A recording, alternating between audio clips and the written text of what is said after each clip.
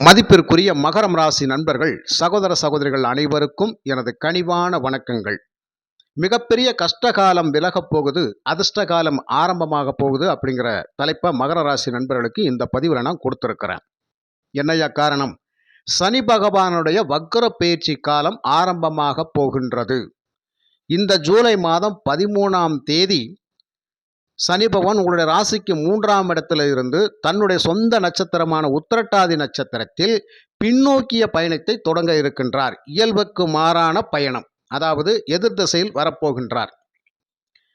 அப்போ உத்திரட்டாதி நட்சத்திரத்தில் ஆரம்பித்து குரு பகவானுடைய பூரட்டாதி நட்சத்திரத்தில் தன்னுடைய பயணத்தை முடிப்பார். இதற்கு கால அவகாசம் 138 நாட்கள் ஆகும். அப்போ இந்த ஜூலை 13ஆம் தேதி தனது பயணத்தை பின்னோக்கி ஆரம்பித்து வரக்கூடிய நவம்பர் மாதம் 27ஆம் தேதி தன்னுடைய பயணத்தை முடித்து மீண்டும் முன்னோக்கி நகர்வார்.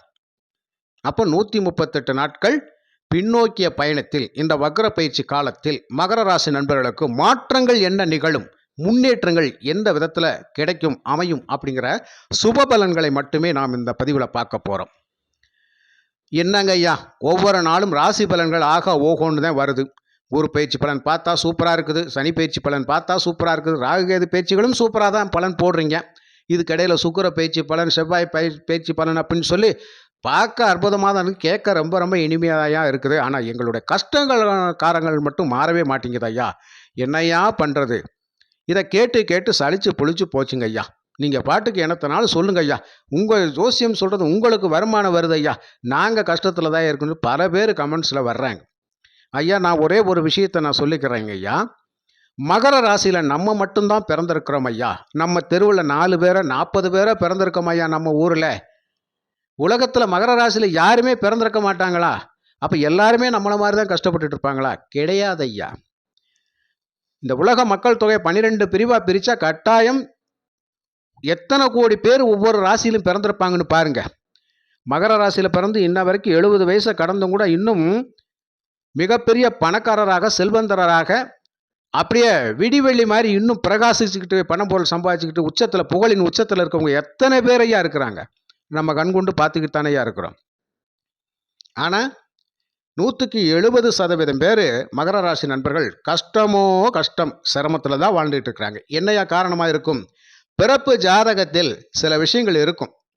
அந்த பிறப்பு ஜாதகத்துடைய சில விஷயங்கள் அப்படிங்கிறது நமக்கு எப்படி இருக்கும்? திதிவாரம், நட்சத்திரம், கரணம், நாமயோகத்தின் பிரகாரம் தசை தசாபுத்திகள் அப்படிங்கிறது என்ன மாதிரி அமைஞ்சிருக்கும், என்ன மாதிரி நமக்கு பலனை கொடுக்கும், நம்மளுடைய ராசி அதிபதி, மகர ராசி அதிபதி நம்மளுடைய சுய ஜாதகத்தில் எப்படி இருக்கிற, நம்ம எந்த லக்னத்தில் பிறந்திருக்கோம், அந்த லக்னம் அப்படிங்கிறது திதி சூனியத்தில் இருக்குதா, அவயோகினுடைய நட்சத்திர சாரங்களில் நிற்குதா, அடுத்தடுத்து நடக்கக்கூடிய தசை தசாபுத்திகள், அதாவது யோக தசையா, அசுப தசையா, சூனிய தசையா, இது எல்லாம் பார்க்கணும்.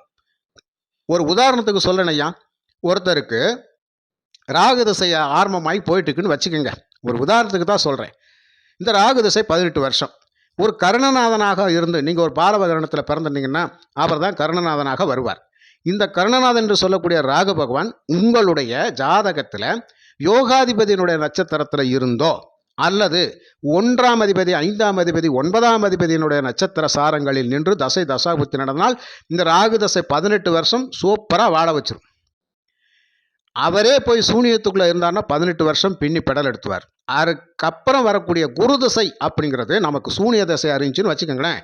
அந்த 16 வருஷம் குரு தசையை நம்மளை போட்டு பார்த்துரும். அதுக்கப்புறம் வரக்கூடிய சனி தசையை நமக்கு அவயோக தசை அறிஞ்சுன்னு வச்சுக்கோங்களேன். அந்த 19 வருஷமும் போட்டு பார்த்துரும். அதுக்கப்புறம் வரக்கூடிய புதன் திசை நமக்கு 17 வருஷம் ஐயா. அவரே நமக்கு ஒரு சூனியாதிபதியாக வந்திருந்தார்னா என்ன பண்ண முடியும்?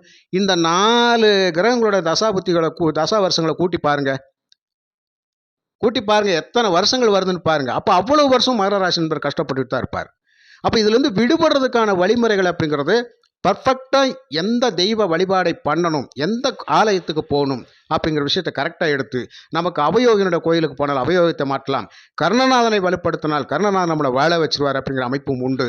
திதி சூனியங்களிலிருந்து விலக வேண்டும் என்றால் அதற்கான கிரக அமைப்பு எது, அதற்கான கோயில் எது, அது எப்போது அந்த பரிகாரத்தை பண்ண வேண்டும் அப்படிங்கிற விஷயங்களெல்லாம் கரெக்டாக பண்ணணும்னா மிகப்பெரிய அசுப பலனிலிருந்து விடுபடலாம். இப்படியான விஷயங்களெல்லாம் செய்யாமல் நமக்கு இப்படியான தசை தசாபுத்திகள் போய் கொண்டிருந்தால் மகர ராசி நண்பர்களுக்கு என்னையா நடக்கும்? அவங்க தான் கஷ்டப்பட்டே கிடப்பாங்க. சொந்த தொழில் பண்ணால் நஷ்டம், வேலைக்கு போனாலும் கஷ்டமாக இருக்குது. எதுலேயுமே மீண்டு வெளியே வர முடியல. சொந்த பந்தம் எல்லா பேரும் குடுக்கல் வாங்கல் எதுவுமே சிறப்பு இல்லை. ஒருத்தனை நம்பி பயணிச்சோன்னா அவன் ரொம்ப துரோகம் தான் பண்ணுறான். பிஸ்னஸ் பார்ட்னர் சேர்த்தா அவன் அதை விட துரோகம் பண்ணுறான். சரி, தனிப்பட்ட முறையில் தொழில் செஞ்சு பிழைக்கலாம்னு பார்த்தா நமக்கு அந்த தொழில் யோகம் இருக்கா இல்லைன்னு தெரியல, கடனாகி போச்சு. இப்படியான பல விஷயங்கள் உண்டு. அப்போ இதையெல்லாம் நம்ம சரியாக கணிச்சு தெளிவான பலனை நம்ம எடுக்கலை அப்படின்னு எடுக்காத பட்சத்தில் கண்டிப்பாக கஷ்டத்திலிருந்து மீண்டு வெளியே வரவே முடியாது. அப்போ உங்களுக்கு ஜோதிடத்தின் மூலியமாக ஒரு நல்ல வழிகாட்டி அப்படிங்கிறது கிடைச்சிட்டாங்க அப்படின்னு சொன்னால் அவங்கள பற்றி பிடிச்சு நீங்கள் மேலே வந்துடலாம். மேலோட்டமான பலனை பார்த்துக்கிட்டே உங்கள் குரு பயிற்சியாக இருக்கிறாரு, ராகு பயிற்சி ஆகிட்டாரு, உனக்கு 1 வருஷம் 2 வருஷம் 6 மாதம் அதுக்குள்ளே நீ டாப்பில் வந்துடுவ, அப்படி வந்துடுவ, இப்படி வந்துடுவ, கொஞ்சம் பொறு ஐயா, 3 மாதம் பொறு ஐயா, இதெல்லாம் பலனே கிடையாது ஐயா. கோச்சாரத்தில் நடக்கக்கூடிய பலாபலன் அப்படிங்கிற 15% 20% வேலை செய்யும். ஜென்ம ஜாதக பலன் தான் 80% வேலை செய்யும். இதை நீங்கள் கணிச்சு தெரியாத பட்சத்தில் கஷ்டகாலங்கள் இருந்து கொண்டே இருக்கும். புரியுதுங்களா நண்பர்களே? அப்படி உங்களுக்கு ஒரு உங்கள் ஜாதகத்தை என்கிட்ட பார்க்கணும்னு சொல்லி விரும்புனீங்கன்னு சொன்னால் நான் என்ன சொல்லியிருக்கணும் அதன் அடிப்படையிலேயே உங்கள் ஜாதகத்தை கணிச்சு அடுத்தடுத்து உங்களுக்கு என்ன பலன் நடக்கும், உங்கள் வாழ்க்கையில் எப்போது பொருளாதார முன்னேற்றம், வாழ்க்கை எப்போது வசந்த காலத்தை நோக்கி பயணிக்கும், எப்போ நம்ம நல்லா வாழலாம், பணம் பொருள் சம்பாதிச்சு சொந்த வீடு வாசல் மண்மனை யோகங்கள்லாம் நமக்கு எப்போ கிடைக்கும் இல்லையா, ஒரு லக்ஸுரியஸான வாழ்க்கை அப்படிங்கிறதுக்காக மனுஷன் வரணும் இல்லையா, அந்த அமைப்பில் எப்போ கிடைக்கணும் துல்லிதமாக கணிச்சு நீங்கள் தெரிஞ்சுக்கலாம் நண்பர்களே. விருப்பம் இருந்தால் 93 639 79 179 இந்த நம்பருக்கு உங்கள் ஜாதகத்தை வாட்ஸ்அப் பண்ணுங்கள். கண்டிப்பாக தெளிவான பலனை நம்ம தெரிஞ்சுக்கலாம். சரிங்களா நண்பர்களே? சரி, சனி பகவானுடைய வக்ர பயிற்சி பலனுக்கு நாம் போவோம். சனி பகவான் 3ஆம் இடத்திலிருந்து பின்னோக்கிய பயணத்தை தொடங்குகின்ற பொழுது அந்த தனவாக்கு குடும்பஸ்தானத்தை தான் பார்ப்பார். நம்மளுடைய ராசிக்கும் வர்ற மாதிரியான ஒரு தோற்றம் இருக்கும். அப்போ வாக்குஸ்தானம், வருமானஸ்தானம், குடும்பஸ்தானம் சிறப்பாக இருக்க போகின்றதுன்னு அர்த்தம். அப்போ இவ்வளவு நாளும் 7.5 சனி காலங்களை கடந்து இப்போதான் கொஞ்சம் மேடேறி வர்ற மாதிரி ஒரு சுச்சுவேஷன் எனக்கு தெரியுது அப்படின்னு சொன்னால் அதற்கு காரணம் கண்டிப்பாக சனி பகவான் தான். இந்த வக்ர பயிற்சி காலத்தில் அவர் கொடுக்கக்கூடிய சுபபலன்கள் என்னவாக இருக்கும் அப்படின்னு கேட்டால் குடும்பத்தில் ஒரு சந்தோஷ மகிழ்ச்சியை நிச்சயமாக கொடுத்து விடுவார். ஒரு மனபாரம் இல்லாமல், மனசில் ஒரு திகட்டல் இல்லாமல் எந்த ஒரு முடிவையும் தீர்க்கமாக எடுக்கக்கூடிய அமைப்பில் நமக்கு மனசை ஒரு சுத்தப்படுத்தி கொடுப்பார். ஒரு நெருக்கடியான மனநிலையிலிருந்து நம்மளை விடுவிக்க போகிறார். அவ்வளவுதான். அப்போ இருட்டுக்குள்ளே இருக்கிற நம்ம ஒரு வெளிச்சத்துக்கு வரப்போகிறோம். அப்போ நம்ம மனசு ஒரு நெருக்கடியான ஒரு சுச்சுவேஷனில் இருக்குது அப்படின்னு சொன்னால் கண்டிப்பாக இந்த காலகட்டத்தில் ரிலாக்ஸ் ஆக போகிறோம்னு அர்த்தம். புரியுதுங்களா? அப்போது ரிலாக்ஸ் ஆகிட்டோம்னா நமக்கு பகுதி கஷ்டம் தீர்ந்தது மாதிரி தான். அப்போ மனபாரம் மன கஷ்டம் நீங்க போகுது, அதனால் நமக்கு பண கஷ்டமும் தீரப்போகுது அப்படிங்கிற ஒரு விஷயம்.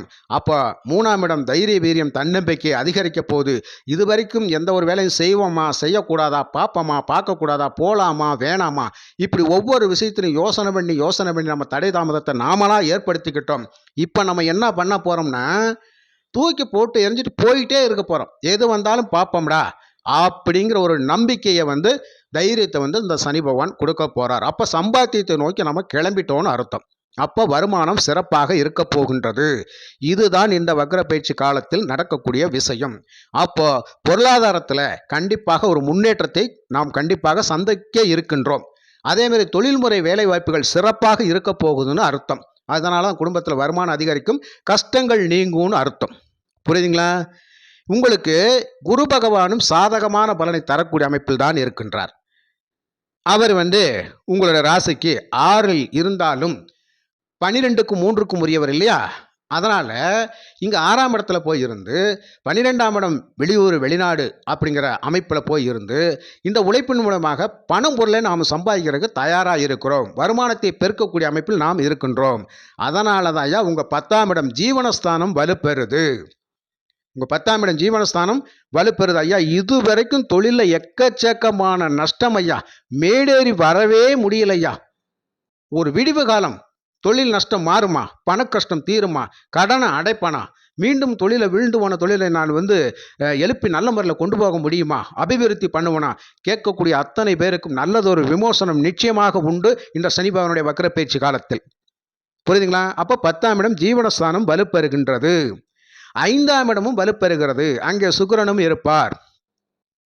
5ஆம் இடத்தினுடைய அதிபதி ஆட்சி பெற்று வலுவாக இருக்க போறார். அப்போ அதிர்ஷ்டங்களுக்கு பஞ்சம் இருக்காது.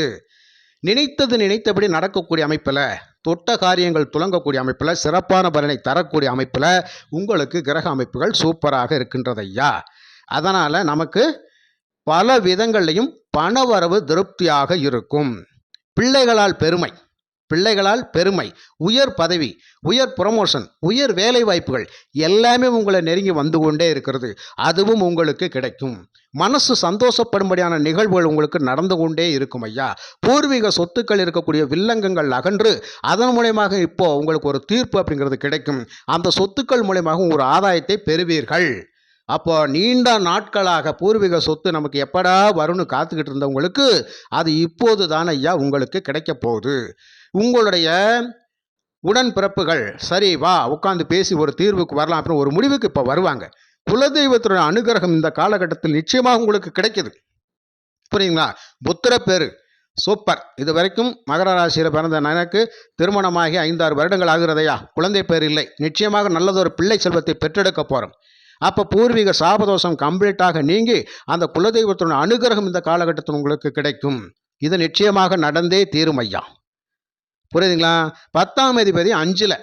இங்கே யார் தன்னுடைய பூர்வீக தொழிலை செய்கின்றாலும் அவர்களுக்கெல்லாம் மேன்மையின் அர்த்தம்.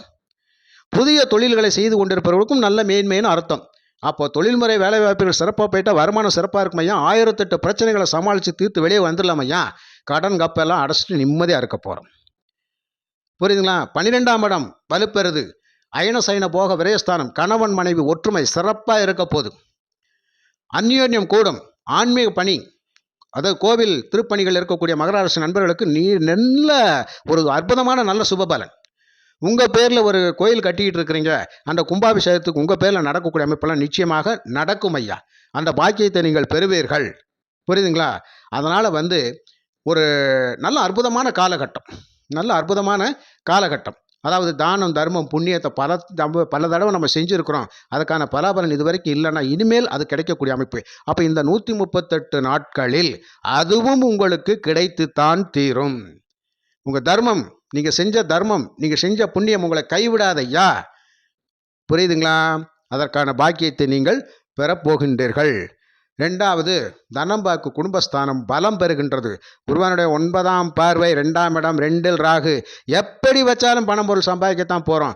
ஏன்னா அடுத்தவங்க கையில் இருக்க காசு கூட நம்ம கையில் புரணும் ஐயா. அது எந்த சூழ்நிலை பணம் வந்தே தீரும். எப்படி வருதுன்னே தெரியாது. டெக்னிக்கல் சூட்சுமத்தோடு செயல்பட்டு ஒவ்வொரு விஷயத்திலும் வெற்றி பெற போகிறீங்க. ராகு பகவான் 2ல் இருக்கிறார் இல்லையா? பேச்சுவார்த்தையில் சரளமாக போயிட்டு இருக்கும் ஐயா. பேசுறதுக்கே கூசப்பட்டுக்கிட்டு இருப்பான். கூசிகிட்டு இருந்த காலம் போய் இப்போ அதெல்லாம் கிடையாது. தட்டி தூக்கி எறிய போகிறான். பேச்சிலே மயக்க போகிறான். பேச்சு தான் இனி வாழ வைக்க போகுது. அப்படி ஒரு அற்புதமான காலகட்டம் ஐயா இந்த 138 நாட்கள். என்ன குறை இருக்குது? ஒரு குறையும் இல்லை. ஆக சனி பகவானை பிடித்து கொள்ளுங்கள். அவர்தான் உங்களை வாழ வைக்க போகிறார். அவர்தான் உங்களை வழிநடத்த போகிறார். நிச்சயமாக சகல விதத்திலையும் வெற்றி, அந்தஸ்து கௌரவத்தோட ஒரு வாழ்க்கை. அசிங்கங்கள் அவமானங்கள் வந்துடும் சொல்லி பயந்துட்டு இருந்த காலம் போய் இப்போ நம்ம தலை நிமிர்ந்து நடக்க போகிறோம் ஐயா. நிறைய சொத்து பத்துகள் வாங்க போகிறோம். அவ்வளவுதான். வாங்கக்கூடிய அமைப்பு பல பேருக்கு உண்டு. அப்போ இந்த யோகமெல்லாம் உங்களுக்கு கிடைக்குது அப்படின்னு சொன்னால் நான் சொன்ன மாதிரி ஜாதகமும் நமக்கு தெளிவாக ஒத்துழைக்க வேண்டும். மற்றபடி பொதுவான பலன்களில் பொருளாதாரம், நிதிநிலை சிறப்பாக இருக்க போது, தொழில்முறை வேலைவாய்ப்புகள் சிறப்பாக இருக்க போது, வீடு மண்மனை யோகங்கள் சிறப்பாக இருக்கும், வண்டி வாகன அமைப்புகள் சிறப்பாக இருக்கும், பிள்ளைகளுடைய எதிர்காலத்தை கருதி சொத்து சேர்த்து வைக்கிறது, சேமிப்பை உயர்த்துறது, அவங்களுக்கான செலவுகள் அப்படிங்கிறது அதிகமாக செய்ய போகிறீங்க. குழந்தை பேர் அப்படிங்கிறது கண்டிப்பாக இந்த காலகட்டத்தில் கிடைக்க போகுது. அப்போது பூர்வீக சொத்துக்களில் ஆதாயம் அப்படிங்கிறது நமக்கு கிடைக்க போகுது. அதிர்ஷ்ட வாய்ப்புகளும் நமக்கு அப்பப்போ கிடைச்சிக்கிட்டே இருக்கும் ஐயா. குலதெய்வத்தின் அனுகிரகம் கிடைக்கும் ஐயா. இவ்வளவு நல்ல விஷயங்கள் இருக்குது. ஆக சனி பகவானுடைய வக்கர பயிற்சி பலன்கள் சும்மா மகர ராசிக்கு பட்டையை கிளப்புற மாதிரிதாயா இருக்குது. அப்போ நல்ல ஒரு அற்புதமான சுபபலன்கள் அப்படிங்கிறது மகர ராசிக்கு இருக்குது. இது வரைக்கும் பட்ட கஷ்டங்களுக்கு ஒரு மிகப்பெரிய சுபபலன் அப்படிங்கிறது கொடுப்பதற்காக சனி பகவான் உங்களுடைய தனவாக்கு குடும்பஸ்தானத்தை நோக்கி வருவது போல் ஒரு அமைப்பையா. புரியுதுங்களா? அப்போ மகர ராசிக்கு கஷ்டகாலம் விலகப் போகுது தான். நிச்சயமாக விலகும். அதிர்ஷ்டகாலம் நிச்சயமாக ஆரம்பம்தான். 138 நாட்கள் சுதாரிச்சுக்கங்க. நல்ல நல்ல வாய்ப்புகள் எல்லாம் தேடி வரும். எதிர்பாராத இடத்துல இருந்தெல்லாம் உதவிகள் வரும். நான் சப்போர்ட் பண்ணுறேன்னு யாராவது ஒரு ஆள் உங்களுக்கு சொல்லித்தான் தீர்வாங்க. அறிமுகமான சில பேர், அதாவது 1, 2 நாள் தான் அறிமுகமா இருப்பாங்க. எப்படினாலும் அவங்க கூட நான் பல நாள் பழக்கம் மாரி, பல மாசங்கள் பழகுற மாரி நம்மகிட்ட வந்து உறவுமுறை கொண்டாடுவாங்க. அற்புதமா இருக்கும். எப்படி? அற்புதமாக இருக்கும். அதனால ஆஞ்சநேயர் வழிபாடு கண்டிப்பாக பண்ணுங்க. சனி பகவானுடைய ஆலயங்களுக்கு சென்று பாருங்கள். மிக சிறப்பான நல்ல பலன்கள் கிடைக்கும் என்று கூறி மீண்டும் ஒரு நல்ல பதிவில் நான் உங்களை சந்திக்கின்றேன். நன்றி, வணக்கம்.